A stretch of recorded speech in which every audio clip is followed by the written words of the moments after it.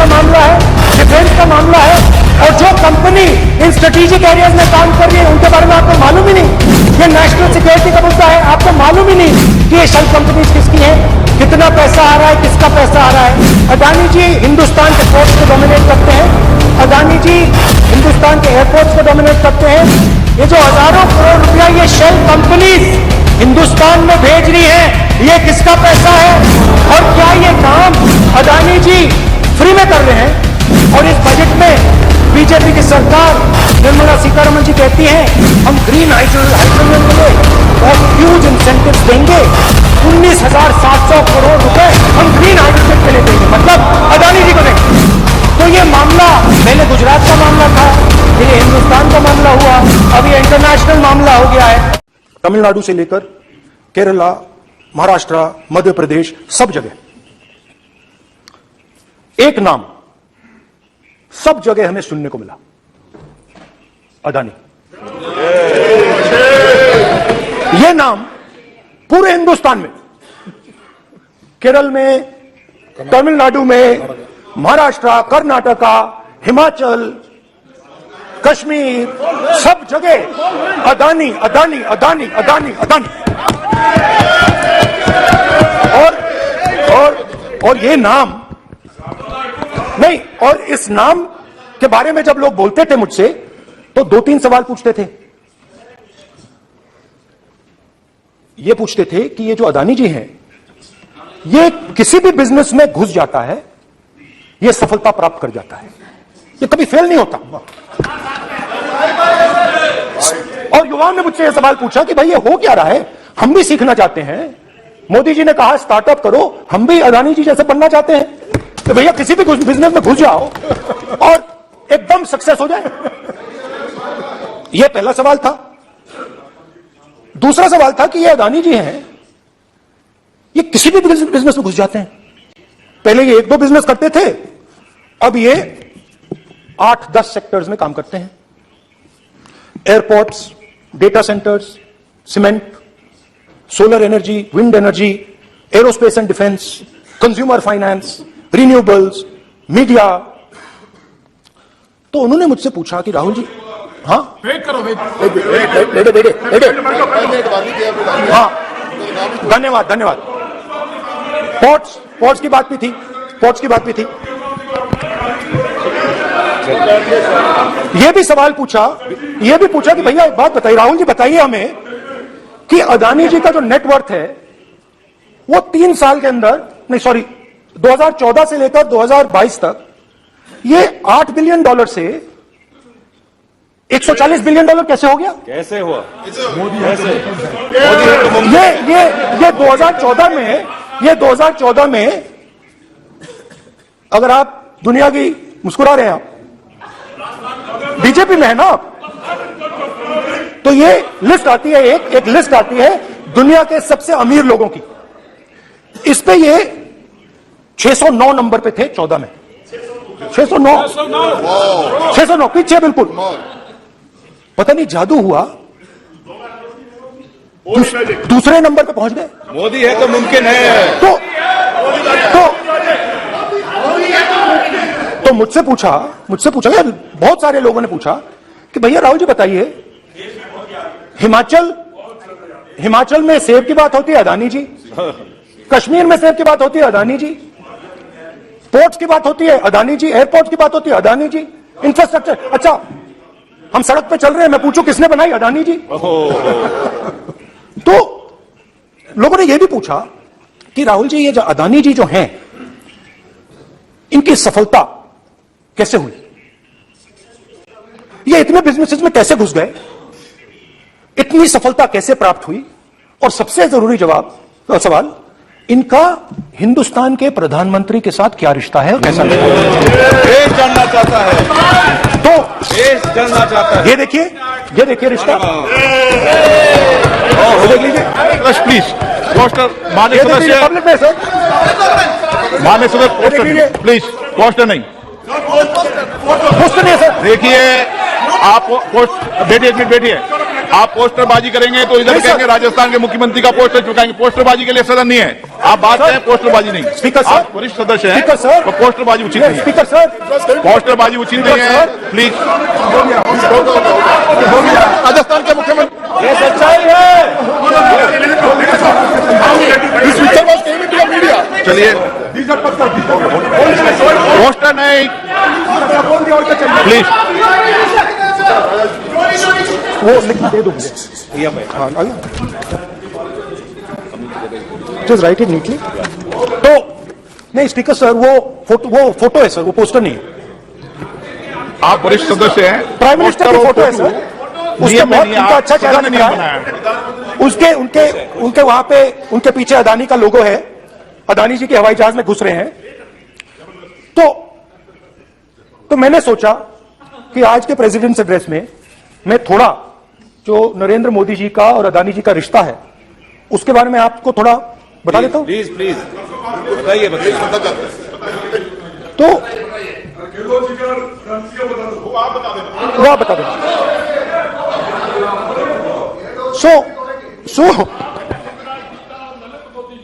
So the relationship begins many years ago when Narendra Modi ji was the Chief Minister of Gujarat.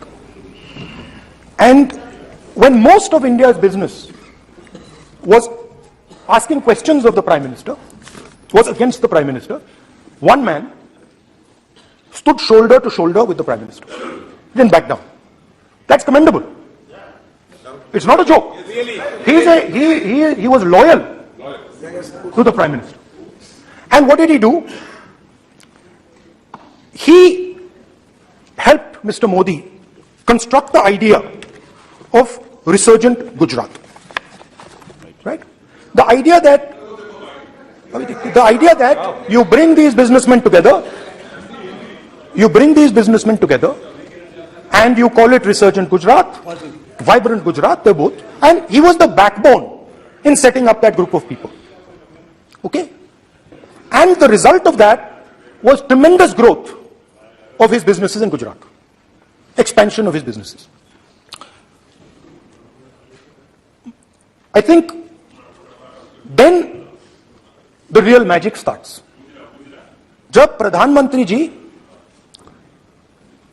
Delhi आते हैं और 2014 में असली जादू शुरू होता है। मैंने कहा कि 2014 में वो 609 नंबर पे थे, कुछ ही सालों में वो दूसरे नंबर पे पहुंच गए। कैसे पहुंचे? मैं आपको, बहुत सारी इंडस्ट्रीज में काम करते हैं, मैं आपको 2-3 इंडस्ट्रीज का उदाहरण दे देता हूं। एयरपोर्ट इंडस्ट्री की बात, एयरपोर्ट्स की बात करते हैं। कुछ साल पहले सरकार ने हिंदुस्तान के एयरपोर्ट्स को डेवलप करने के लिए दिया। नियम था, there was a rule that anybody who does not have prior experience in airports cannot be involved in development of these airports. नहीं, गलत नहीं बोल रहा हूं। आप बैठ जाइए। अडानी के डिफेंस में आ गए सर। देखिए, अरे माननीय सदस्य प्लीज मेरी बात सुनो। तो एक मिनट मेरी बात सुनो। ये एक मिनट बात सुनेंगे। ये संसद है, अपन किस दिशा पर चर्चा कर रहे हैं ये देश देख रहा है। हमें राष्ट्रपति अभिभाषण पर चर्चा करें तो उचित रहे, बाकी आपकी इच्छा है, स्वतंत्र अभिव्यक्ति है। मेरा मानना ये तो अपन एक विषय पर ओके, तो आपको तो रूल था, नियम था। हम पॉइंट ऑफ ऑर्डर किस पे है ये? सर कैसे एयरपोर्ट का प्राइवेटाइजेशन तो उनके समय हुआ, ऐसी कोई पार्टी थी जिसका अनुभव था? ये कौन सी बात कर रहे हैं? बोलिए। ओके प्लीज ओके, बोलने दे आपको नेता को, बोलने दे आपको नेता को। रूल था, प्लीज बोलने दे। रूल था कि अगर कोई एयरपोर्ट बिजनेस में नहीं था तो वो इन एयरपोर्ट्स को ले नहीं सकता था। इस रूल को हिंदुस्तान की सरकार ने बदला किसी ने भी बनाया हो रूल था, किसी ने भी बनाया हो रूल था, रूल बनाया किसने बात नहीं है, रूल बदला किसने बात है। रूल बदला गया और किसके लिए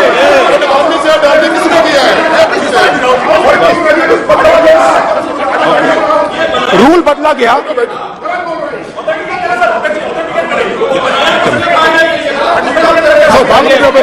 करेगा कैसे रूल को बदला गया। सर बोलने दीजिए। करना चाहिए सर, ऑथेंटिकेट करना चाहिए। चलिए चलिए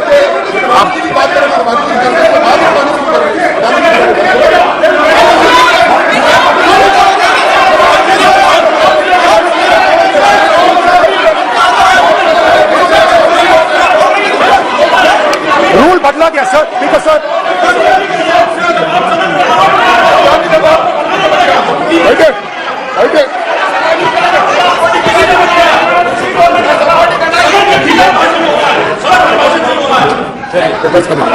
तो ये रूल बदला गया। उस समय मीडिया में इसके बारे में चर्चा हुई थी। रूल बदला गया और अदानी जी को 6 एयरपोर्ट्स दिए गए। उसके बाद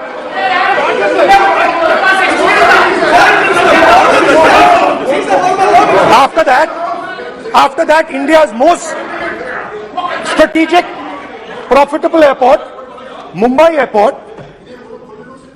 was taken away by GVK, hijacked by using the agencies.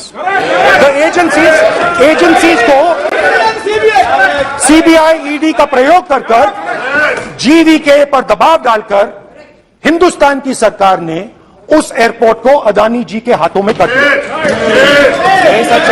Result क्या आया? रिजल्ट आया कि एयरपोर्ट्स में आज अदानी जी 24% हिंदुस्तान की एयर ट्रैफिक को अपने एयरपोर्ट से निकालते हैं और 31% एयर फ्रेट उनके एयरपोर्ट्स में से निकलता है। अब यह काम हिंदुस्तान की सरकार और हिंदुस्तान के प्रधानमंत्री जी ने फैसिलिटेट किया। तो बताइए, बोलिए विधि मंत्री। ये जो सर ये हाउस में सर ये बोल रहे हैं, ज्ञान बांट रहे हो, बैठ जाओ। सर ये यहाँ बहुत गंभीर मिनिस्टर हैं ये देश ये राष्ट्रपति का उद्बोधन को लेकर एक गंभीर चर्चा हो रही है। जो भी मेंबर कुछ भी बात करे विद फुल रिस्पॉन्सिबिलिटी ऑथेंटिकेट करें। और ये वाइल्ड एलिगेशन अपना एक सोच के आया है, बिना तर्क के ऐसे वाइल्ड एलिगेशन लगा रहे हैं, ये कोई मतलब नहीं है सर। ये ऐसे नहीं बोल सकते और वो सर तर्क रखना पड़ेगा। अगर एलिगेशन लगा रहे हैं तो आपको पूरा डॉक्यूमेंट प्रूफ के साथ आपको रखना पड़ेगा। दे देंगे आप ऐसे बातें नहीं दे देंगे और ये गंभीरता को समझिए। डॉक्यूमेंट्री प्रूफ दे देंगे। अब आपने जो पिछले स्पीकर थे उन्होंने फॉरेन पॉलिसी की बात की, हम भी फॉरेन पॉलिसी की बात करते हैं। चलिए डिफेंस से शुरू करते हैं। बहुत ऑप्शन है, आप बताइए कहां से शुरू करें। बिजली, डिफेंस, बहुत ऑप्शन है। Defence, let us start with defence.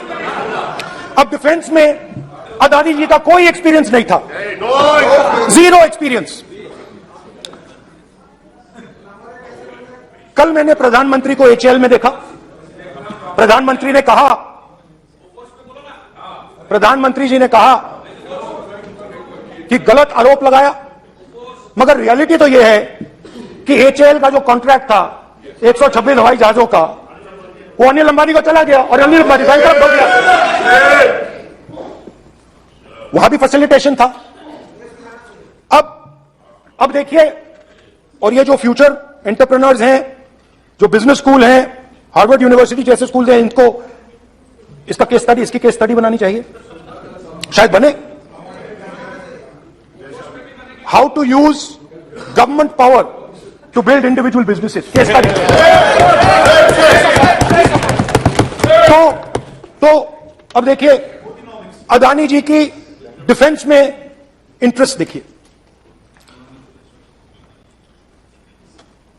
Elbit company के साथ हिंदुस्तान में अदानी जी ड्रोन्स बनाते हैं।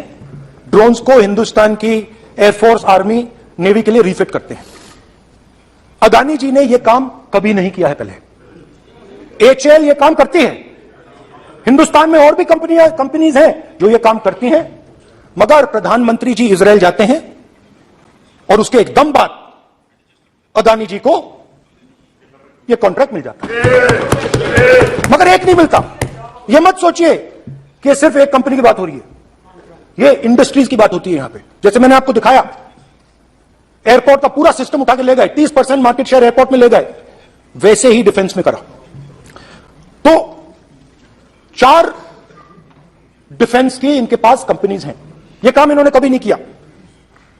स्मॉल आर्म्स, जिसमें टवॉर है जो हमारी स्पेशल फोर्सेस यूज करती है, आर्मी यूज करती है, जिसमें गलील स्नाइपर राइफल है, यह सब अदानी जी बनाते हैं। सीधा स्ट्रेट इजराइल में प्राइम मिनिस्टर जाते हैं, प्राइम मिनिस्टर के साथ वहां पे मतलब बीच में पैदल चलते हैं और फिर जादू से पीछे से इंडिया का फर्स्ट कॉम्प्रिहेंसिव एमआरओ मिल जाता है मेंटेनेंस के लिए, जहाजों के मेंटेनेंस के लिए। स्मॉल आर्म्स का बिजनेस मिल जाता है, इजरायली जो ड्रोन्स हैं उसका बिजनेस मिल जाता है। मतलब जो हिंदुस्तान और इजराइल का डिफेंस का रिश्ता है वो पूरा पूरा अदानी जी के हाथ में चला जाता है, खत्म कर। हाँ, उसमें पेगासस भी है, तो पता नहीं वहां से क्या मतलब पेगासस कैसे आया, क्या हुआ, किसने दिया। अच्छा, एक और बड़ी इंटरेस्टिंग चीज है, एक कंपनी है अल्फा डिफेंस, जो डिफेंस इलेक्ट्रॉनिक्स का काम करती है, एवियोनिक्स का काम करती है, बहुत स्ट्रेटेजिक कंपनी है, वो भी अदानी जी के हवाले कर दी गई, अदानी जी ने एक्वायर कर लिया। तो आपने देखा कि एयरपोर्ट्स का बिजनेस 30% मार्केट शेयर, हिंदुस्तान और इजराइल का जो वेपन्स का बिजनेस है 90% उठा के ले गए। एक विजिट फॉरेन पॉलिसी, ये है फॉरेन पॉलिसी। चलिए, अब मैंने आपको इजराइल की बात बताई, ऑस्ट्रेलिया चलते हैं। कोयला, ऑस्ट्रेलिया चलिए, ऑस्ट्रेलिया में अदानी जी जाके ये क्यों? आप तो डिबेट करना चाहते थे, आप ही तो डिबेट करना चाहते थे। आपने बोला था कोई भी विषय पे डिबेट हो तो हो गया डिबेट। अब क्यों डर रहे हो डिबेट से? अब क्यों डर रहे हो डिबेट से? क्यों डर रहे हो? जब हमने जेपीसी की मांग की, आपने बोला सदन में उठाओ। अब क्यों डर रहे हो? अब क्यों डर रहे हो? अब क्यों डर रहे हो? आप चर्चा से क्यों डर रहे हो? चर्चा से डर रहे हो?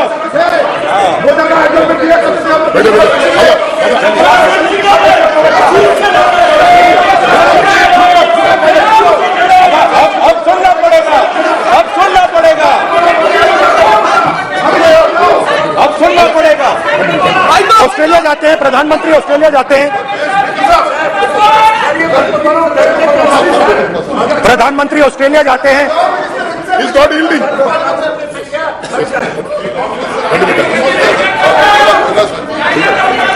ऑस्ट्रेलिया जाते हैं, क्या नंबर बताएं? 369। सर ये क्या? 369 ये काटा है सर, ये पेपर और डॉक्यूमेंट्स देखिए पूरा सरकार सर, मैं इनको चैलेंज करता हूँ कि सीएमआर और जीबी के उसको कब एयरपोर्ट का जो है संचालन का अधिकार था और कौन सा रूल है वो कोर्ट करे सर। इस रोल के आधार पर ये इनको मैं चैलेंज करता हूँ, पूरी कांग्रेस पार्टी को चैलेंज करता हूँ कि सीएमआर और जीबीके को कौन सा एयरपोर्ट चलाने का लाइसेंस जब दिया तो उनको उसका नॉलेज था। मैं चैलेंज करता हूँ पूरी कांग्रेस पार्टी को। जब इन्होंने बिरला को बनाने का दिया, डालमिया को बनाने का दिया, टाटा को बनाने का दिया लाइसेंस, उस वक्त उनको कौन सा मोटर चलाने का अधिकार था सर? ये गलत बयानी कर रहे हैं। मेरा ये कहना है कि आप एलिगेशन प्रधानमंत्री को ऊपर लगा रहे हैं, आप पेपर दीजिए और कौन सा रूल भारत सरकार ने चेंज किया एयरपोर्ट में अदानी के लिए वो ऑथेंटिकेट कीजिए। नहीं तो इस तरह की बात नहीं कर सकते।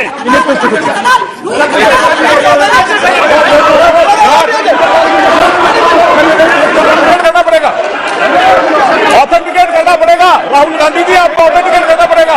आप ऐसा नहीं बोल सकते हवा में, आप हवा में बोल रहे हो और प्रधानमंत्री जी पर आरोप लगा रहे हो। आपको ऑथेंटिकेट करना ही पड़ेगा। आप ऐसे बोल रहे हो कि सीएमआर का जीवीके का समय रूल कहा था, रूल कोई रूल नहीं था। आपको यह तो ऑथेंटिकेट और ऑथेंटिकेट करके ही रखना पड़ेगा आपको। पहले रखिए और उसके बाद आगे बात करने देंगे, नहीं तो माफी मांगिए देश से।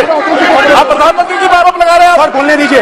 अनाप शनाप आरोप लगा रहे हैं, बिना किसी डॉक्यूमेंट का आरोप लगा रहे हैं प्रधानमंत्री जी पे।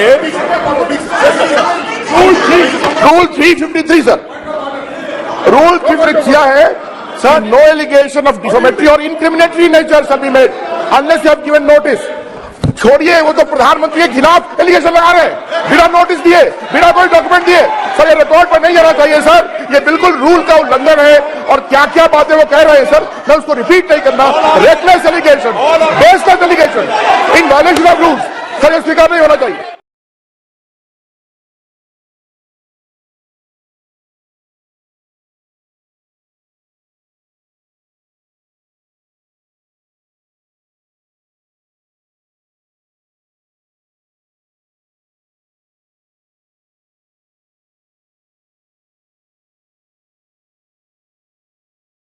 विषय पर सारी राष्ट्रपति की चर्चा लगाइए, उचित है क्या? फिर आपको बोलना बोले नहीं, स्पीकर गलत तरीका है। राहुल गांधी जी आप बोल नहीं, गलत तरीका है। क्या देश को संदेश देना चाहते हैं आप? क्या संदेश देना चाहते हैं देश को? राहुल गांधी जी ऑस्ट्रेलिया में प्रधानमंत्री जाते हैं। आप बोलिए सर, स्पीकर सर, प्रधानमंत्री जी ऑस्ट्रेलिया जाते हैं और जादू से State Bank of India $1 billion loan Adani ji को।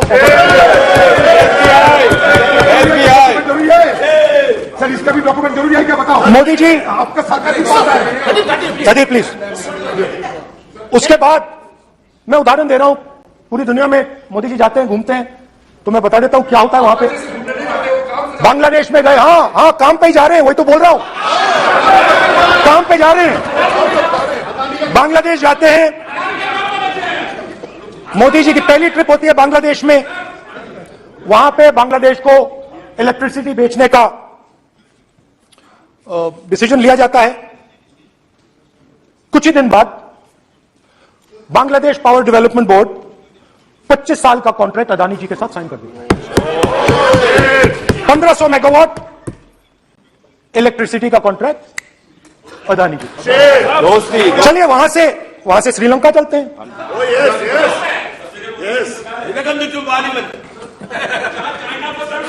जून 2022 में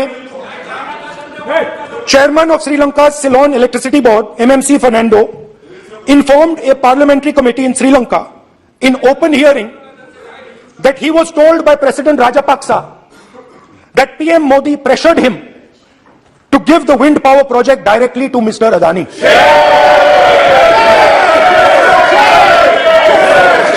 मतलब श्रीलंका इलेक्ट्रिसिटी बोर्ड के चेयरमैन कहते हैं कि उन्होंने राजापाक्सा जी ने कहा कि हिंदुस्तान के प्रधानमंत्री ने उनको कहा है कि ये विंड पावर का प्रोजेक्ट है, ये अदानी जी को देना है। तो ये रही आपकी फॉरेन पॉलिसी। ये हिंदुस्तान की फॉरेन पॉलिसी नहीं है, ये अदानी जी की फॉरेन पॉलिसी है, उनके बिजनेसेस बनाने की फॉरेन पॉलिसी है। अब यात्रा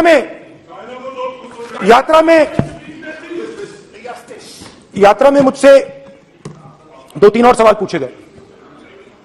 यात्रा में लोगों ने मुझसे पूछा, राहुल जी ये जो LIC कंपनी है, इसका पैसा अदानी जी की मदद करने के लिए क्यों डाला जा रहा है? उन्होंने यह भी पूछा कि अदानी जी के जो शेयर्स हैं बड़े वोलेटाइल हैं, उसमें LIC का पैसा क्यों डाला जा रहा है? तो मेरा कहना है कि एक सेकंड, मेरा कहना है कि अदानी जी की मदद प्रधानमंत्री जी और हिंदुस्तान की सरकार कैसे करती है? हजारों करोड़ रुपए हिंदुस्तान के public sector banks Adani ji को मिलता है। 27,000 करोड़ रुपए SBI, PNB 7,000 crore, bank of Baroda 5,500 crore, ये मैं लिस्ट चलती जाएगी। LIC का एक्सपोजर 36,000 करोड़ रुपए, 3 crore SBI and other PSU bank holders. Money is going to Mr. Adani and to finance. Now, of course, there is another question. तो मदद कैसे हो रही है? हिंदुस्तान के पब्लिक सेक्टर बैंक्स का पैसा, LIC का पैसा नरेंद्र मोदी जी, अदानी जी को दिया जा रहा है. अगर कोई सामने खड़ा हो जाता है, जैसे जीवी के लोग खड़े हुए, ईडी, सीबीआई एजेंसीज आ जाती है, उनको परे कर देती हैं. तेलंगाना में भी एक पोर्ट का उदाहरण था, आंध्रा, सॉरी. मगर मेन सवाल और सबसे इंटरेस्टिंग सवाल दूसरा है. कुछ दिन पहले ये हिंडनबर्ग रिपोर्ट आई, उसमें लिखा था कि अदानी जी की हिंदुस्तान के बाहर शेल कंपनीज हैं. ये जो शेल कंपनीज हैं, सबसे पहला सवाल है, ये हैं किसकी? ये किसकी है मॉरिशस में जो शेल कंपनीज है? और ये जो हजारों करोड़ रुपया ये शेल कंपनीज हिंदुस्तान में भेज रही हैं, ये किसका पैसा है? और क्या ये काम अदानी जी फ्री में कर रहे हैं? अब मैं ये सवाल क्यों पूछ रहा हूं? क्योंकि अदानी जी स्ट्रेटेजिक बिजनेसेस में काम करते हैं. अदानी जी हिंदुस्तान के पोर्ट्स को डोमिनेट करते हैं. अदानी जी हिंदुस्तान के एयरपोर्ट्स को डोमिनेट करते हैं. और जैसे मैंने कहा, अदानी जी हिंदुस्तान की डिफेंस इंडस्ट्री में बहुत जरूरी रोल प्ले करते हैं. तो मेरा पहला एक छोटा सा सवाल है कि जो शेल कंपनीज हैं, इनके बारे में हिंदुस्तान की सरकार ने कोई सवाल नहीं उठाए? ये कौन लोग हैं? ये किनकी कंपनीज हैं? ये स्ट्रेटेजिक मामला है, पोर्ट्स का मामला है, एयरपोर्ट्स का मामला है, डिफेंस का मामला है. और जो कंपनी इन स्ट्रेटेजिक एरियाज में काम कर रही है, उनके बारे में आपको मालूम ही नहीं. ये नेशनल सिक्योरिटी का मुद्दा है, आपको मालूम ही नहीं कि ये शेल कंपनीज किसकी हैं, कितना पैसा आ रहा है, किसका पैसा आ रहा है. तो एक बहुत बड़ा सवाल है, ये पैसा किसका है? ये शेल कंपनीज किसकी हैं? और ये हिंदुस्तान की सरकार की जिम्मेदारी है ये पता लगाना है ये किसकी शेल कंपनीज है और ये किसका पैसा अंदर आ रहा है. JPC, we want JPC.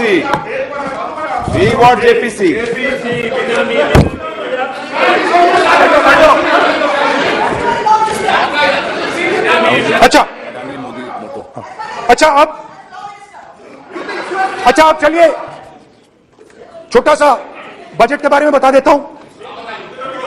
2022 में अदानी जी अनाउंस करते हैं कि वो $50 बिलियन इन्वेस्ट करेंगे to build the world's largest green hydrogen ecosystem. और इस बजट में बीजेपी की सरकार निर्मला सीतारमण जी कहती हैं हम ग्रीन हाइड्रोजन के लिए बहुत ह्यूज इंसेंटिव्स देंगे. 19,700 करोड़ रुपए हम ग्रीन हाइड्रोजन के लिए देंगे, मतलब अदानी जी को देंगे. बजट में अदानी जी के लिए 50 नए airport, coastal shipping, horticulture, grain storage, ये सब काम आप कर रहे हैं.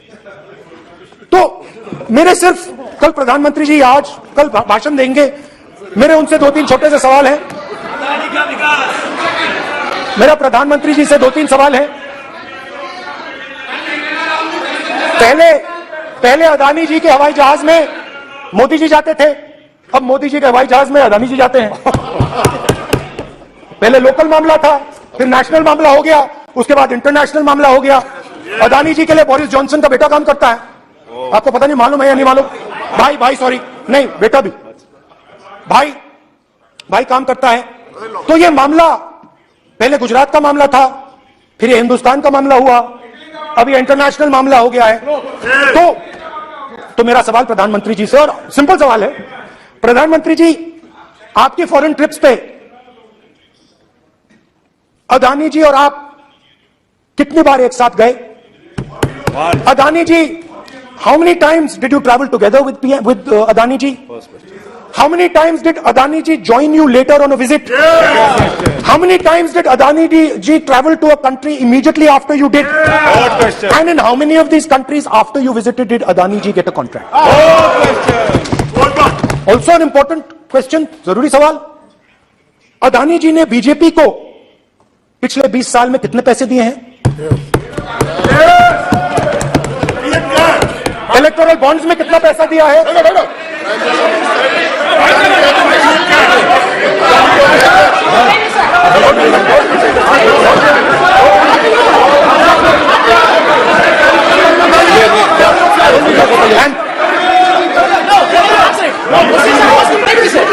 Question oppose to prime minister please sir, खत्म करने दीजिए सर। कंक्लूडिंग कंक्लूडिंग और बहुत बहुत सुंदर तरीके से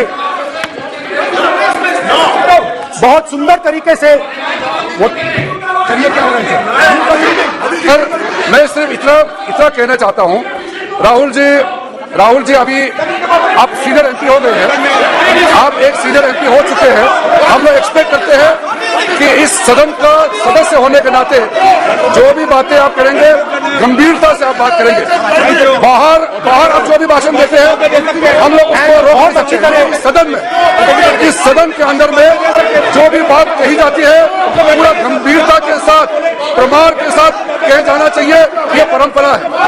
और राहुल जी ने कहा कि प्रधानमंत्री विदेश घूमने जाते हैं,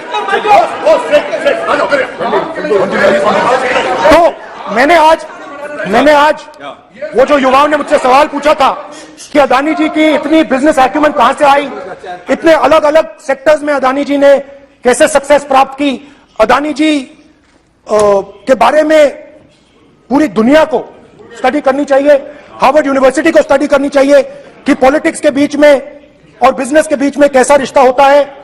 India is a case study and prime minister Narendra Modi should be given a gold medal in this. Now बहुत अच्छी तरह बीजेपी के जो पिछले स्पीकर थे उन्होंने मेरे भाषण को इंकैप्सुलेट किया मेरे लिए बहुत अच्छी तरह। आपने जो मैं सोच रहा था आपने उससे और भी अच्छी तरीके से बोल दिया। Coming together is a beginning. Keeping together is progress. Working together is success. Adani ji and Narendra Modi ji, thank you.